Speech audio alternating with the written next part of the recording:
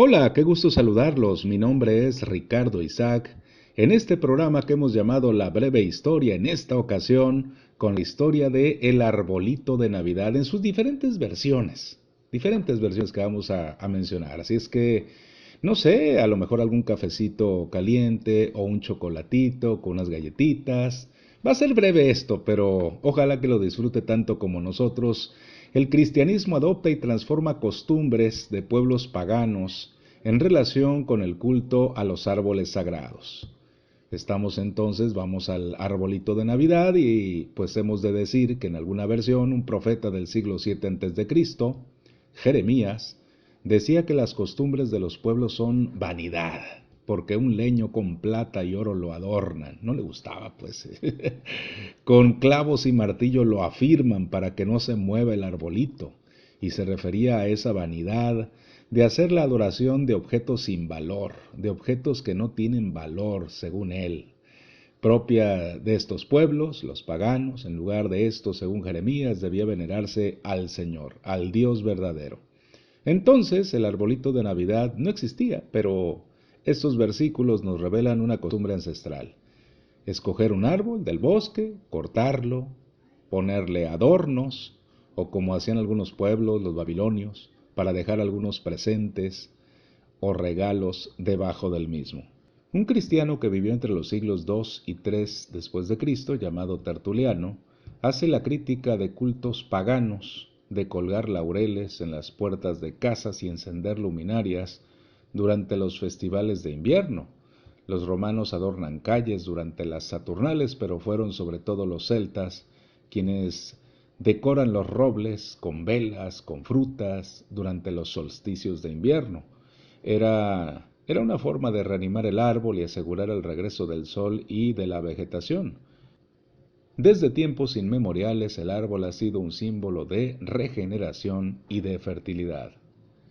En otra versión, el cristianismo adopta y transforma costumbres paganas ante la imposibilidad de erradicarlas. Cuenta la leyenda, una de ellas, que en el siglo VIII había un roble consagrado a Thor en una región del centro de Alemania.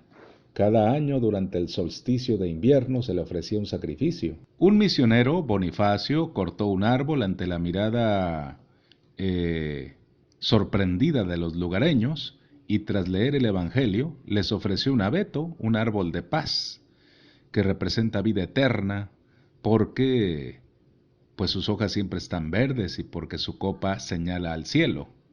Y pues a partir de entonces empezaron a talar abetos durante la Navidad y por algún motivo extraño se colgaron en los techos. Se cuenta que el teólogo Martín Lutero puso unas velas sobre las ramas de un árbol de Navidad.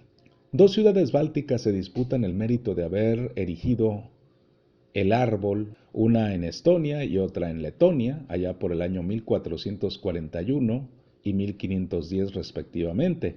Unos comerciantes locales instalan un abeto en la plaza del mercado de Riga, lo decoran con rosas artificiales, bailaron a su alrededor y finalmente, ya ve cómo son las fiestas y cómo se ponen algunos, pues le prendieron fuego, ¿no? Otras versiones muy parecidas a las que le acabo de mencionar nos dicen que el nacimiento del árbol de Navidad habría que situarlo en Alemania y en la primera mitad del siglo VIII. Cuenta la leyenda que un evangelizador, San Bonifacio, le digo muy parecida a la versión anterior, estaba discutiendo con unos druidas sobre el valor sagrado del roble. Se pusieron a discutir, se pusieron a intercambiar puntos de vista, ¿no? Se pusieron ahí muy intensos.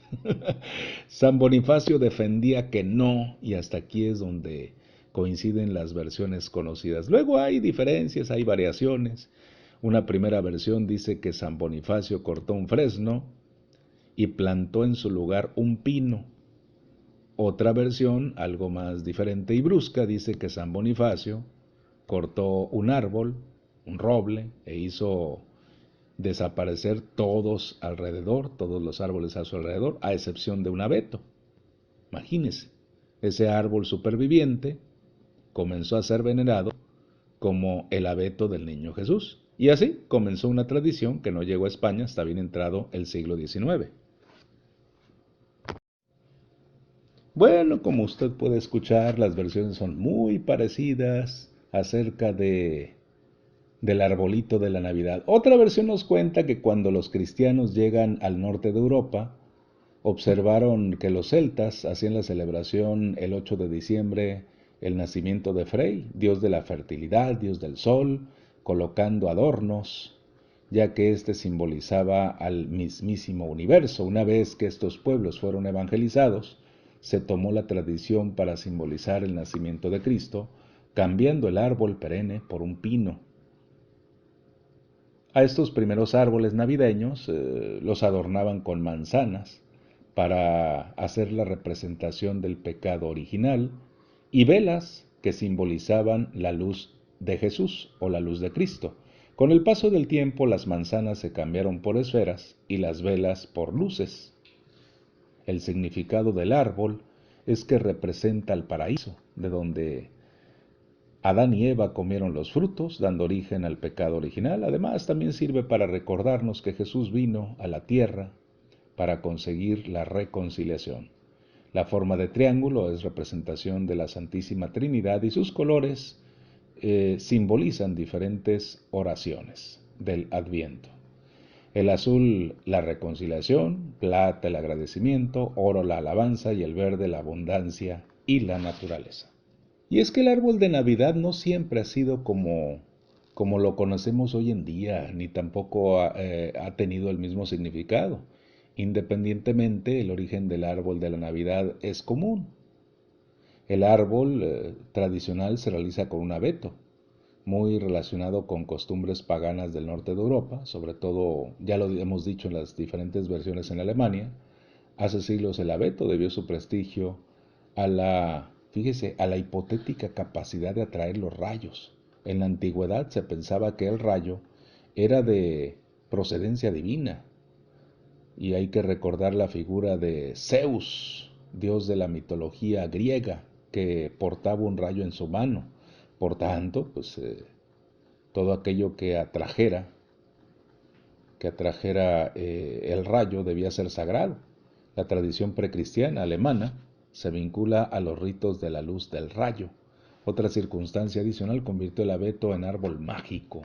Las tradiciones germanas y sus grandes leyendas cuentan que el árbol es hábitat de los elfos que moran en su tronco. Los elfos, como espíritus del bosque, podían meter mano en la vida de la gente y bueno, pues por ese motivo los leñadores se ponían muy atentos y con muchísimo cuidado aprovisionaban la leña para no dañar las ramas, para no desgajarlas, porque molestar a un elfo se pagaba con la vida, ¿no? Te podría ir muy mal. Leyenda que no solo ponía a salvo al árbol, sino que le concedía una dimensión particular. Se sabe que su uso como arbolito es una continuación del que tuvo originariamente entre los pueblos germanos, el roble, árbol que para ellos también era muy sagrado y en torno al cual se celebraban algunos ritos. Pero ¿cómo llegó el arbolito de la Navidad a México? Se sugiere que el emperador Maximiliano trajo esta práctica de poner árboles en Navidad, pero existen referencias de que esta práctica ya era realizada desde años antes por algunas familias europeas, principalmente de Alemania, establecidas en nuestro país. Y bueno, pues es el fin de la breve historia del día de hoy con el arbolito de la Navidad. Mi nombre es Ricardo Isaac, agradeciendo tu atención. Si te gustó este audio, por favor dale like, compártelo y suscríbete. Hasta luego.